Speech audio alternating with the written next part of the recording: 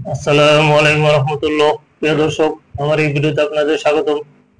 দর্শক, প্রথম আলো পত্রিকার রিপোর্ট অনুযায়ী কাকরাইলের জাতীয় পার্টি কেন্দ্রীয় কার্যালয়ে হামলা।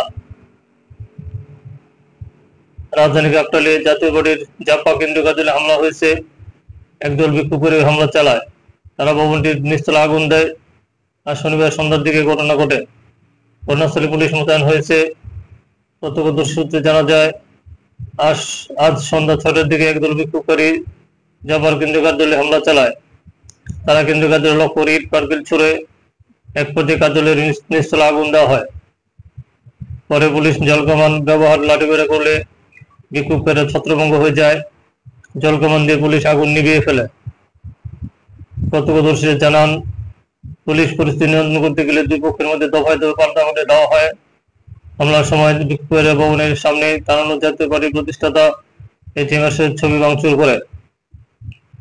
এদিকে ঢাকা মেডিকেল কলেজ হাসপাতাল সূত্রে জানা যায়, কাকরাইল জাতীয় পার্টির কার্যালয়ের সামনে এই ঘটনার সময় দায়িত্ব পালনকালে ইটের আঘাতে আহত হয়েছেন বাংলাদেশ প্রতিদিনের রিপোর্টার নাইমুর রহমান 25 বয়স 25 ও বাংলা নিউজের ফটো সাংবাদিক জিএম মুজিবুর বয়স 45।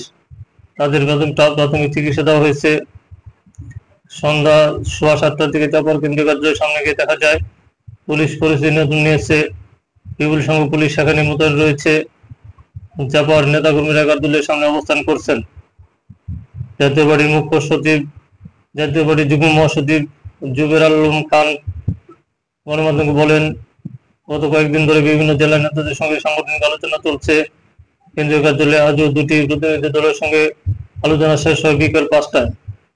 এরপর মাগরিবে নামাজ পড়তে যাচ্ছিলেন অনেকে, তখন বিকট শব্দ স্লোগান শোনা যায়। এরপর একদল লোক এসে কেন্দ্রীয় কার্যালয়ে হামলা চালায়।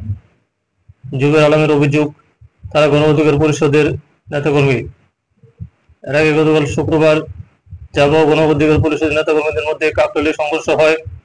পরে আইনশৃঙ্খলা রক্ষাকারী বাহিনীর লাঠিপেটায় গণ অধিকার পরিষদের সভাপতি নুরুল হক নূর সহ বেশ কয়েকজন আহত হন। দর্শক, ভালো থাকবেন। আল্লাহ হাফেজ।